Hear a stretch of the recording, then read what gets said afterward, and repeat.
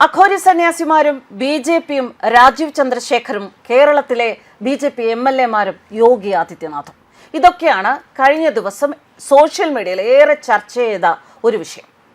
കഴിഞ്ഞ ദിവസം ഒരു റീല് കാണുകയുണ്ടായി. വളരെ പ്രമുഖമായ ഒരു ചാനലിൻ്റെ ഒരു റീല്.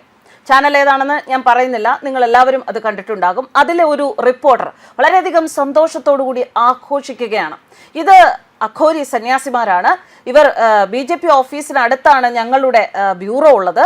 അവിടെ രാജീവ് ചന്ദ്രശേഖറിനെ കാണാനെത്തിയതാണ്. രാജീവ് ചന്ദ്രശേഖറിനെ കണ്ട് അനുഗ്രഹം നൽകണം, അതുമാത്രമല്ല ബി.ജെ.പി എം.എൽ.എമാർക്കൊക്കെ അനുഗ്രഹം കൊടുക്കണം എന്ന് പറഞ്ഞു യോഗി ആദിത്യനാഥ് അയച്ച അഘോരി സന്യാസിമാരാണ് എന്ന് പറഞ്ഞു ഒരു ട്രാൻസ്ലേറ്ററിന്റെ സഹായത്തോടു കൂടി, ഇദ്ദേഹത്തിന് ഹിന്ദി അത്ര വശമില്ലാതെ തോന്നുന്നു, ഒരു ട്രാൻസ്ലേറ്ററിന്റെ സഹായത്തോടു കൂടി അത് വിശദീകരിക്കുന്ന ഒരു റീലാണ്.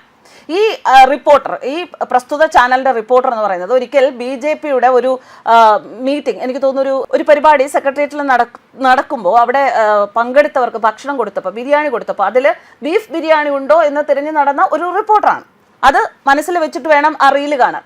അപ്പോൾ അവിടെ ശരിക്കും ബി.ജെ.പിയെ അപമാനിക്കുക, രാജീവ് ചന്ദ്രശേഖറിനെ അപമാനിക്കുക, തുണി ഉടുക്കാതെ നടക്കുന്ന സന്യാസിമാർ രാജീവ് ചന്ദ്രശേഖറിനെ അനുഗ്രഹിക്കാൻ വന്നിരിക്കുന്നു എന്ന മട്ടിലുള്ള ഒരു പ്രചരണമാണ് അവിടെ നടത്തിയത്. എനിക്കത് കണ്ടപ്പോൾ തന്നെ തോന്നി, ഇങ്ങനെയൊക്കെ സംഭവിക്കുമോ? യോഗി ആദിത്യനാഥ് ഇതുപോലെ അഘോരി സന്യാസിമാരെ വെറുതെ അങ്ങ് പറഞ്ഞു വിടുകയാണോ? രാജീവ് ചന്ദ്രശേഖരനെ നിങ്ങൾ പോയി കണ്ട് അനുഗ്രഹിച്ചിട്ട് വരൂ എന്ന് പറഞ്ഞിട്ട്. എനിക്കതിൽ എന്തോ ഒരു പന്തികേട് മണത്തു. അഘോരിമാർ എന്ന് പറയുന്നത് ഹിമാലയത്തിൻ്റെ ഉള്ളിൽ പ്രദേശങ്ങളിൽ ഒക്കെ ജീവിക്കുന്ന വളരെ യോഗി ചര്യകൾ പാലിക്കുന്ന ഒരു വിഭാഗം തന്നെയാണ്.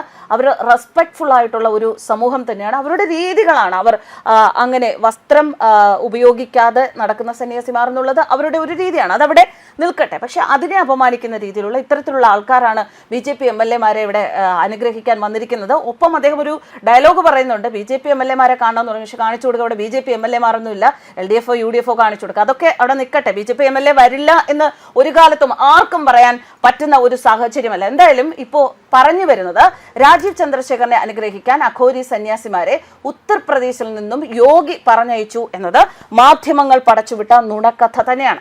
എന്നാൽ രാജീവ് ചന്ദ്രശേഖർ തന്റെ പ്രചാരണത്തിനിടയിൽ നെടുങ്കാട് എന്ന് പറയുന്ന സ്ഥലത്ത് നിൽക്കുമ്പോഴാണ് ഇവർ അവിടെ എത്തുന്നത്. നമുക്കറിയാം, ഇത്രയും അഘോരി എന്ന് പറയുന്ന ആ വിഭാഗത്തെ റെസ്പെക്ട്ഫുൾ ആയിട്ട് കാണുന്ന ഒരു വിഭാഗം തന്നെയാണ് നമ്മുടെ നാട്ടിലുള്ളത്. അപ്പോൾ ഒരാൾ വന്നിട്ട്, ഒരു സന്യാസി വന്നിട്ട് അങ്ങേ അനുഗ്രഹിക്കണം എന്ന് പറയുമ്പോൾ അവിടെ പുച്ഛിച്ച് തള്ളാൻ മാത്രം സംസ്കാരശൂന്യനല്ല രാജീവ് ചന്ദ്രശേഖർ എന്ന വ്യക്തി. എന്നാൽ അടുത്ത് ശ്രദ്ധിക്കേണ്ടത്, ഒപ്പം നടക്കട്ടെ എന്ന് പറഞ്ഞ് അഘോരി സന്യാസിമാർ കൂടെ നടന്നപ്പോൾ അത് വേണ്ട എന്ന് പറയുകയും അതിനെ പ്രോത്സാഹിപ്പിക്കാതിരിക്കുകയുമാണ് ബി.ജെ.പി പ്രവർത്തകർ ചെയ്തത്. അവിടെ എന്തോ ഒരു ചതിയുണ്ട്, എന്തോ ഒരു ആസൂത്രണമുണ്ട് എന്നുള്ളത് അദ്ദേഹത്തിന് മണത്തു എന്ന് തന്നെ ആയിരിക്കും ശരി. എന്തായാലും ആ ഒരു അവർ അനുഗ്രഹിക്കാൻ വന്നതിനെ അദ്ദേഹം തടഞ്ഞില്ല. അതിന്റെ ചിത്രങ്ങൾ സോഷ്യൽ മീഡിയയിലുണ്ട്, ചിത്രങ്ങൾ മാധ്യമങ്ങൾ പുറത്തുവിട്ടിരുന്നു. തമിഴ്നാട്ടിൽ നിന്നുള്ള മടക്കയാത്രക്കിടയിൽ തിരുവനന്തപുരത്ത് ഇറങ്ങി എന്നാണ് പറയുന്നത്. രാജീവ് ചന്ദ്രശേഖരനെ കാണണമെന്ന് അവർ ആഗ്രഹം പ്രകടിപ്പിച്ചപ്പോൾ സമ്മതം കൊടുത്തു. ഓഫീസിൽ വന്നപ്പോൾ അനുഗ്രഹിച്ചു എന്നതും ശരിയാണ്. പക്ഷേ കള്ളം ഒളിച്ചിരിക്കുന്നത് ഈ അഘോരി സന്യാസിമാരെ യോഗി ആദിത്യനാഥ് UP-യിൽ നിന്നും രാജീവ് ചന്ദ്രശേഖരനെ അനുഗ്രഹിക്കാൻ മാത്രമായി അയച്ചതാണ് എന്നതാണ്. രാജീവ് ചന്ദ്രശേഖരനെ അനുഗ്രഹിക്കാൻ അങ്ങനെ UP-യിൽ നിന്ന് യോഗി ആദിത്യനാഥ് അയക്കുമ്പോൾ അത് രാജീവ് ചന്ദ്രശേഖർ അറിയില്ലേ? UP-യിൽ മുഖ്യമന്ത്രിയായ യോഗി ആദിത്യനാഥ് അത് അദ്ദേഹത്തോട് കമ്മ്യൂണിക്കേറ്റ് ചെയ്യില്ലേ? അപ്പോൾ അതിൽ നിന്ന് തന്നെ മനസ്സിലാക്കിക്കൂടെ ബി.ജെ.പിയെ ഒന്ന് കരിവാരിത്തേക്കാൻ നടത്തിയ വളരെ മോശമായ ഒരു നടപടിയാണ് ഇത് എന്നുള്ളത്. ശരിക്കും പറയട്ടെ, ഏത് രാഷ്ട്രീയ പാർട്ടിയായാലും, അതിപ്പോൾ ബി.ജെ.പി ആയാലും ശരി, ഇടത് മുന്നണിയായാലും ശരി, വലതു മുന്നണിയായാലും ശരി, ആരായാലും ശരി, ഇത്തരത്തിലുള്ള തരംതാണ പരിപാടികൾ ചെയ്യുന്നത് ശരിയല്ല. അതിനിപ്പോൾ ബി.ജെ.പി ചെയ്താലും ഇടതുപക്ഷം ചെയ്താലും വലതുപക്ഷം ചെയ്താലും അത് ശരിയല്ല.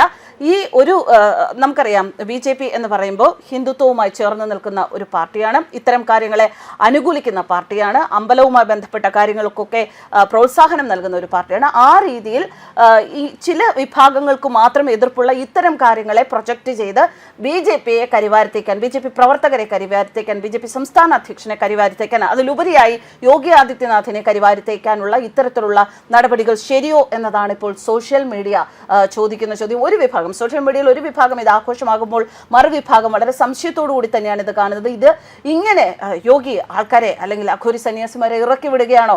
അവരെ ആ രീതിയിൽ അങ്ങനെ റെസ്പെക്ട്ഫുൾ ആയിട്ട് ട്രീറ്റ് ചെയ്യുന്ന ഒരു വ്യക്തി തന്നെയാണ് യോഗി ആദിത്യനാഥ്.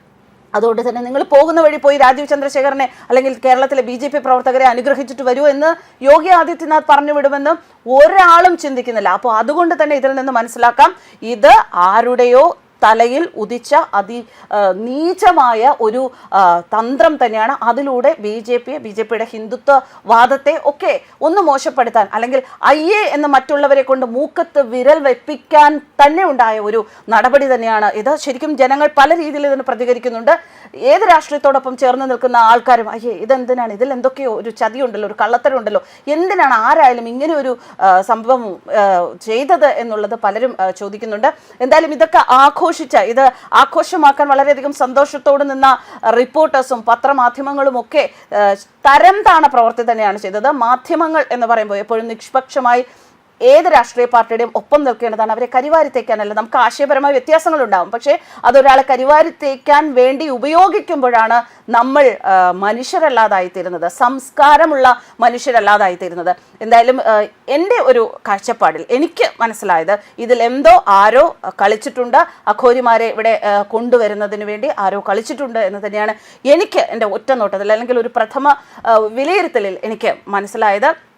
അല്ലാതെ ഒരിക്കലും യോഗി ആദിത്യനാഥിനെ പോലെ ഉള്ള ഒരു വ്യക്തി ഇങ്ങനെ അഘോരിമാരെ അല്ലെങ്കിൽ അനുഗ്രഹം നൽകാൻ സന്യാസിമാരെ പറഞ്ഞു വിടുക എന്നത് ഒരിക്കലും വിശ്വസിക്കാൻ പോലും പറ്റാത്ത ഒരു സംഗതിയാണ്. എന്തായാലും ഇത് ഇങ്ങനെ ഒരാളെ കരിവാരിത്തേക്കാൻ ശ്രമിക്കുമ്പോൾ പണ്ടുള്ളവർ പറയാറുണ്ട്, ഒരാളെ നമ്മൾ ഒരു കാരണവുമില്ലാതെ കരിവാരിത്തേക്കാൻ ശ്രമിക്കുമ്പോൾ അവർ അവിടെ ഉയർന്നു വരിക തന്നെ ചെയ്യും. ഒരുപക്ഷേ ഭരണം പിടിക്കത്തക്ക രീതിയിലുള്ള സീറ്റുകൾ കിട്ടിയിട്ടില്ല എങ്കിലും ആരെയൊക്കെയോ ഭയപ്പെടുത്തുന്ന രീതിയിൽ BJP കേരളത്തിൽ മാറ്റങ്ങൾ വരുത്തും എന്നുള്ള കാര്യത്തിൽ യാതൊരു സംശയവുമില്ല എന്നുകൂടി ഈ ഒരു സംഭവത്തിന് ശേഷം സോഷ്യൽ മീഡിയയിലുള്ള വിലയിരുത്തലുകൾ വരുന്നുണ്ട്, പൊതുസമൂഹം വിലയിരുത്തുന്നുണ്ട്. എന്തായാലും ഇനിയും ഇതുപോലെയുള്ള കളികൾ, ഇനിയും ദിവസങ്ങളുണ്ടല്ലോ ഇലക്ഷൻ നടക്കാൻ, ഇതുപോലെയുള്ള കളികൾ പല ഭാഗത്തു നിന്നും ഉണ്ടാകും എന്നതും BJPക്കാർ മനസ്സിലാക്കി തന്നെയാണ് അവർ മുന്നോട്ട് പോകുന്നത്. അവർ അവരുടെ പ്രചരണവുമായി മുന്നോട്ട് തന്നെ പോവുകയാണ്. മറ്റു ചിലർ ഇതുപോലെയുള്ള കളികളുമായി അവരുടെ പിന്നാലെ പോവുകയാണ്. News desk കർമാനസ്.